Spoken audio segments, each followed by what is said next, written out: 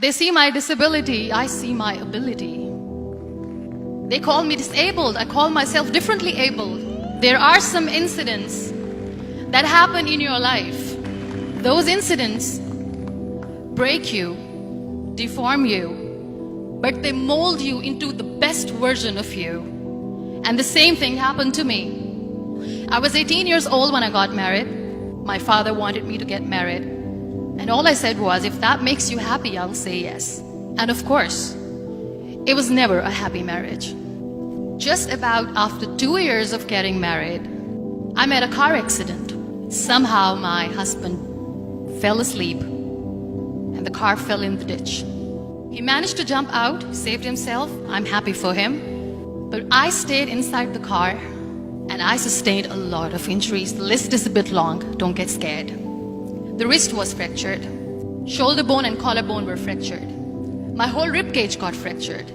And because of the rib cage injury, lungs and liver were badly injured. I couldn't breathe. I lost urinary bowel control. That's why I have to wear the bag wherever I go. 3 vertebrae of my backbone were completely crushed, and I got paralyzed for the rest of my life. I finally ended up in a hospital where I stayed for 2.5 months. I underwent multiple surgeries. One day, doctor came to me and he said, well, I heard that you wanted to be an artist, but you ended up being a housewife. I have a bad news for you.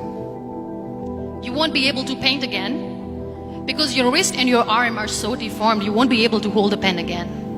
Next day, doctor came to me and said, your spine injury is so bad, you won't be able to walk again. Because of your spine injury and the fixation that you have in your back, you won't be able to give birth to a child again.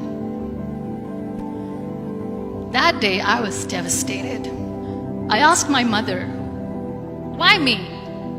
And that is where I started to question my existence. Why am I even alive? And that is where I realized that the words have the power to heal the soul. My mother said to me, this too shall pass. God has a greater plan for you.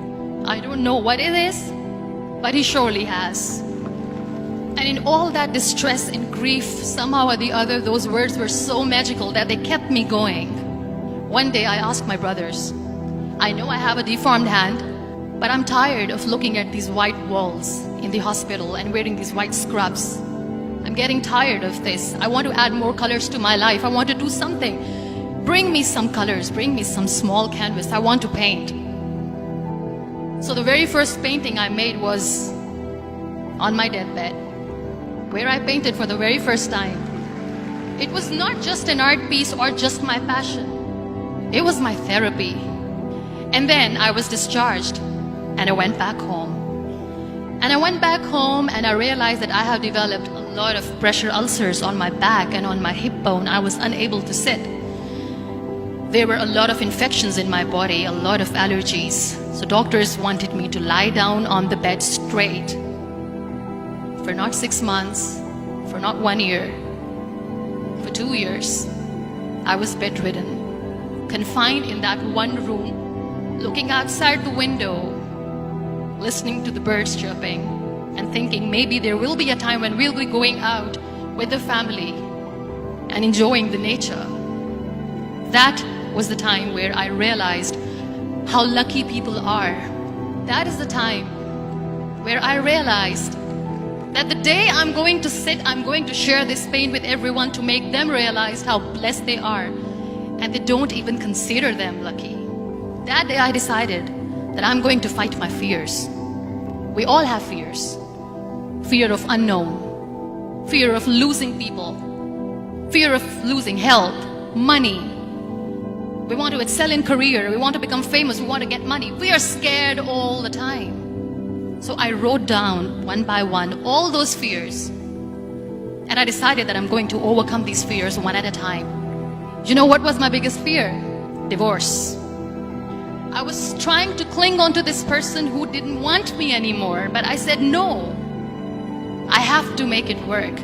But the day I decided that this is nothing but my fear, I liberated myself by setting him free. And I made myself emotionally so strong that the day I got the news that he's getting married, I sent him a text that I'm so happy for you and I wish you all the best. And he knows that I pray for him today. Number 2 was, I won't be able to be a mother again. And that was quite devastating for me. But then I realized there are so many children in the world, all they want is acceptance. So there is no point of crying, just go and adopt one. And that's what I did. People think that they will not be accepted by the people because we, in the world of perfect people, are imperfects. So I decided that instead of starting an NGO for disability awareness, which I know will not help anyone, I started to appear more in public. I started to paint. I decided that I'm going to join the national TV of Pakistan as an anchor person. And I've been doing a lot of shows for the last 3 years. I became the National Goodwill Ambassador for UN Women Pakistan. And now I speak for the rights of women, children. We talk about inclusion, diversity, gender equality, which is a must. Every time I go in public, I always smile.